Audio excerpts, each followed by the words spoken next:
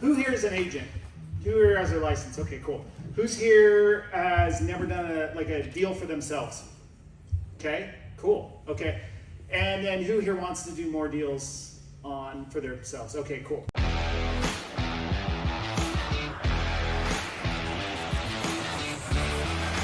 So I got my license back in 1999 when I bought an ivory home. And the quick story is I didn't know what I was doing, and it was a spec home, and so I asked them, okay, I'm not an agent, can I get a discount? Or I said, I don't have an agent, can I get a 3% discount? And they said, no, but if you are an agent, we do pay an agent commission. So I said, okay, cool, I'm actually an agent. And I wasn't an agent, but by the time the house closed, I got my license. And but that was my first deal that I bought. It was my own home, but it was the first deal I bought, and I no money out of pocket because I credited my commission, and then I got the builder to pay my closing costs. And then what ended up happening, I said, well, this is not that hard. And so I started working for Ivory Homes for 4 years, but I hated that. Who here's worked in a model home? Yeah, anyway, it was like I was dying a slow death every day. But anyway, then I got into flipping. So I started flipping homes in 2004. Since 2004 to today, I've probably done 450 flips. In 2010, I got into hard money lending. And then I've been buying my own properties ever since. So I like to think I have 4 buckets. One, the main one now I do, hard money lending. Do a lot of flips or short-term deals.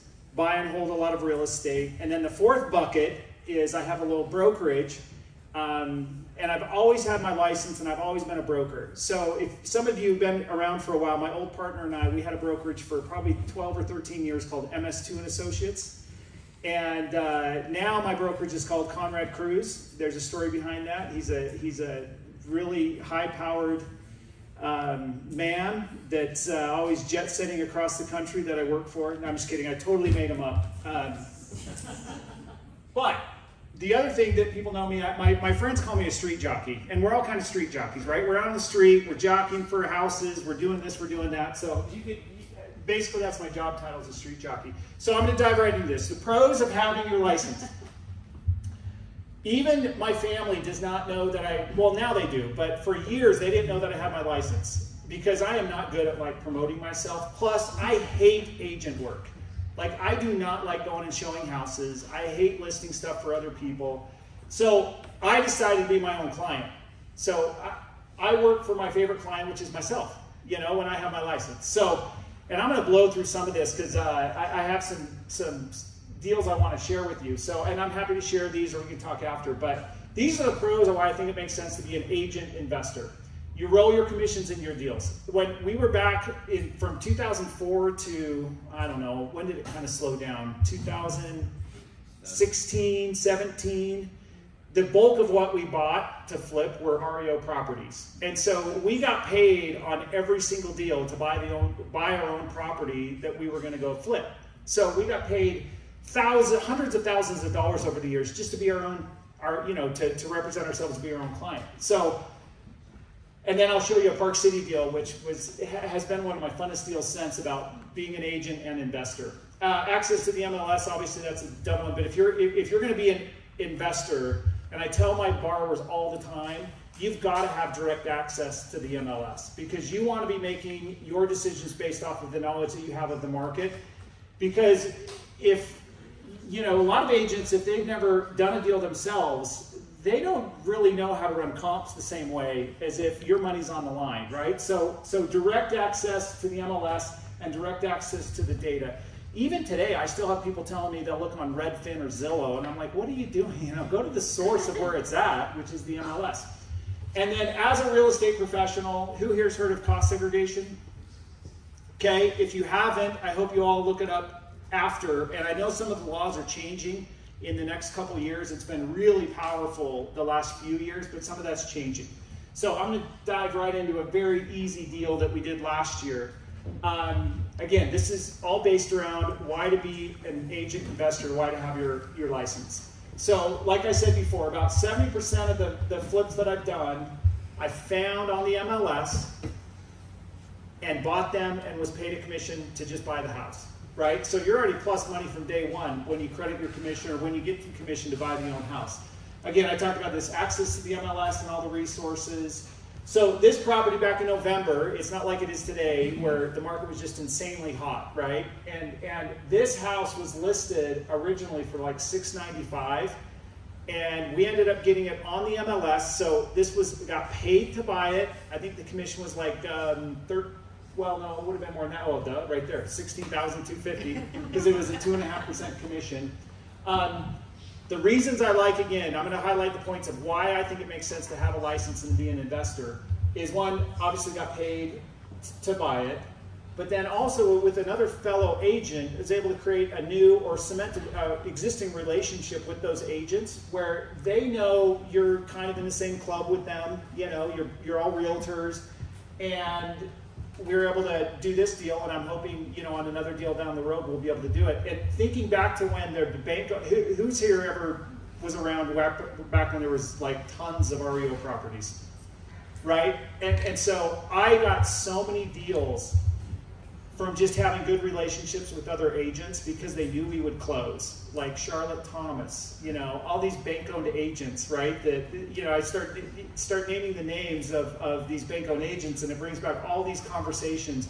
And I was probably second or third place on most of the deals that we bought because of follow-up. And then sooner or later, the agents would be like, "These jokers are not closing. We know you guys will close. Do you want the deal?" So, but again, it's part of being a club, part of the club of having an agent and being agents together. So, okay. This one is one of my favorite deals because it incorporates a lot of the different benefits to not only having your license, but also to being a real estate professional. So this was last year, about this time last year. But to go back a little further, do you guys know Justin Udy? He has a huge real estate team.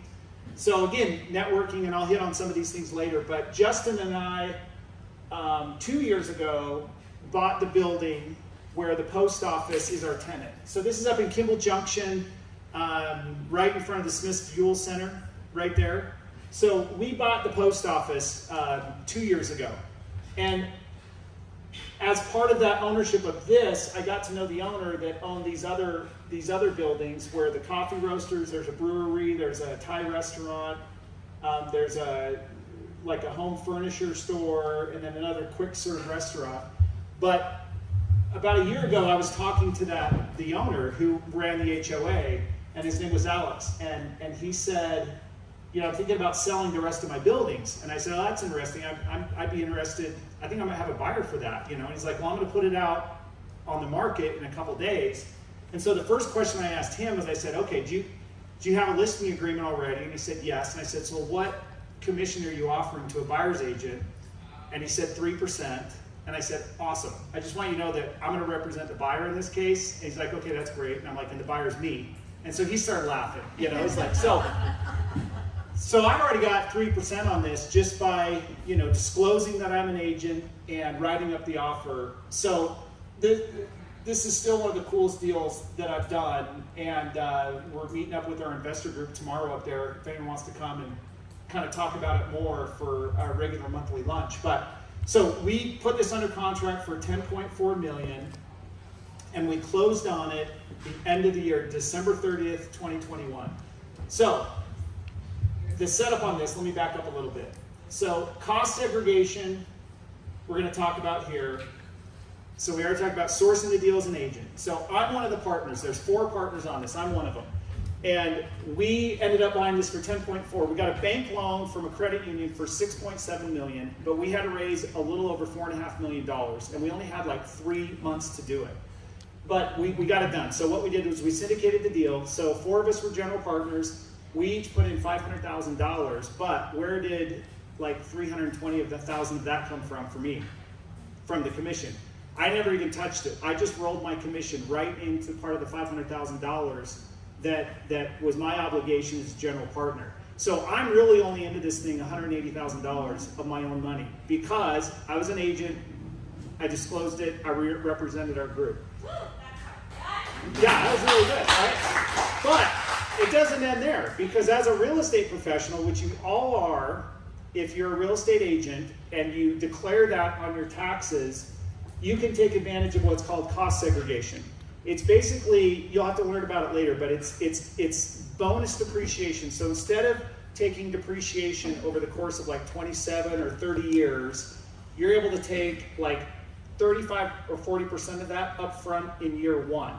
So these numbers are actually wrong because we did finally file our tax return. But by buying this for $10.4 million, as a group, we were able to get a $4.4 million depreciation in year one.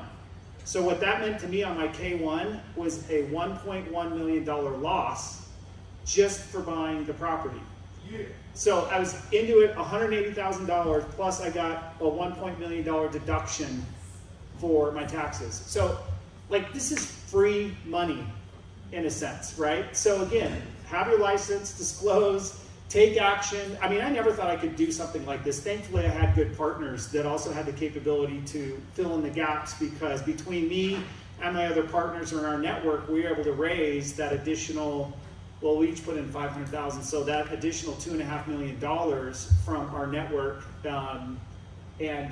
So anyway, it was awesome. And so where it's at today is we're operating at pretty much full rents, and we have the cost segregation. And so, yeah, heck, I mean, that depreciation will hopefully last, spill over for the next few years, so you don't have to pay taxes, for a long time.